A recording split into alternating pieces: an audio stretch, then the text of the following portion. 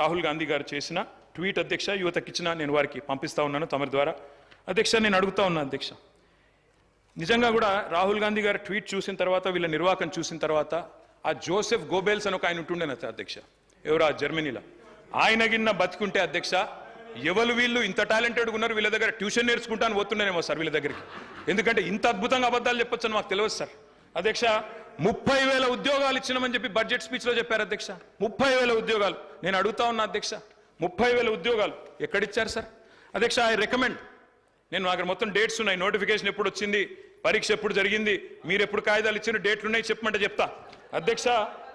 Date staff nurse ఉద్యోగాలకు notification ఇచ్చింది 20 December 2022, పరీక్ష పెట్టింది ఆగస్టు 23, సింగరేణి ఉద్యోగాలు నోటిఫికేషన్ వచ్చింది జూన్ 22, తుది పరీక్ష పెట్టింది సెప్టెంబర్ 22, పోలీస్ కానిస్టేబుల్ ఉద్యోగాలకు నోటిఫికేషన్ ఏప్రిల్ 22, ప్రిలిమ్ పరీక్ష ఆగస్టు 22, ఫిజికల్ టెస్ట్ జనవరి 23, మెయిన్ పరీక్ష ఏప్రిల్ 23, ఇవన్నీ కలిపి 30,000 ఉద్యోగాలు మేమిచ్చినామని కేసీఆర్ గవర్నమెంట్లో పరీక్షలు పూర్తయ్యి మొత్తం జరిగిన తర్వాత ఇవాళ వచ్చి వీరు మేము ఉద్యోగాలు ఇస్తామని చెప్తున్నారు అధ్యక్ష. నేను వారిని ఒకటే అడుగుతా ఉన్నా అధ్యక్ష, 30,000 ఉద్యోగాలు ఇచ్చినామని చెప్పి బడ్జెట్ ప్రసంగంలో ప్రజలను తప్పుదోవ పట్టించినందుకు, తెలంగాణ యువతను తప్పుదోవ పట్టించినందుకు మీ మీద వేయాలి అధ్యక్ష ఛార్జ్ షీటు రికవరీ. ఇది కరెక్ట్ కాదు అధ్యక్ష, ఈ రకంగా యువతను తప్పుదోవ పట్టించడం. అధ్యక్ష జాబుల జాతర పెడతారని ఆశిస్తే అబద్ధాల జాతర నడుస్తోంది.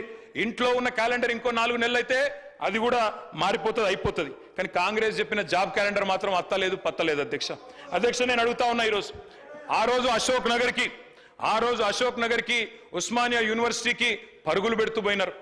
డిప్యూటీ సీఎం గారు నేను అడుగుతా ఉన్నా, అయ్యా డిప్యూటీ సీఎం గారు మీరు నేను హౌస్ అడ్జన్ కాగానే పోదాం అధ్యక్ష, అశోక్ నగర్కి పోదాం, మీ ముఖ్యమంత్రి గారు వస్తానంటే వారిని కూడా తీసుకొని పోదాం, సెక్యూరిటీ లేకుండా పోదాం, మంచిగా పర్సనల్గా పోదాం, పోయి అక్కడ ఉండే ఏ ఒక్క యువకుడు, ఏ ఒక్క యువతి, ఏ ఒక్క చెల్లెలు చెప్పినా ఒక్క ఉద్యోగం అన్నా ఈ ప్రభుత్వం ఇచ్చిందని చెప్తే నేను అక్కడనే రాజీనామా చేసి వెళ్ళిపోతాను అధ్యక్ష. ఒక్క ఉద్యోగం రేవంత్ రెడ్డి గారి ప్రభుత్వం, కాంగ్రెస్ ప్రభుత్వం వచ్చినాక కొత్తగా ఇచ్చినాము అని ఏ ఒక్క యువతి గాని యువకుడు చెప్పినా నేను అక్కడే రాజీనామా చేసి రాజకీయ సన్యాసం తీసుకుంటా అధ్యక్ష. ఒక్కరు చెప్పినా నేను చెప్తా ఉన్నా అధ్యక్ష, అక్కడే సిటీ సెంట్రల్ లైబ్రరీలో ముఖ్యమంత్రి గారికి, ఉప ముఖ్యమంత్రి గారికి మా పార్టీ తరపున, తెలంగాణ యువత తరపున 1,00,000 మందితో పౌర సన్మానం కూడా పెడతామని చెప్పి నేను చెప్తా ఉన్నా అధ్యక్ష. ఈ రకంగా చెప్తాను అధ్యక్ష. 10 ఏళ్ళు కూడా ఏం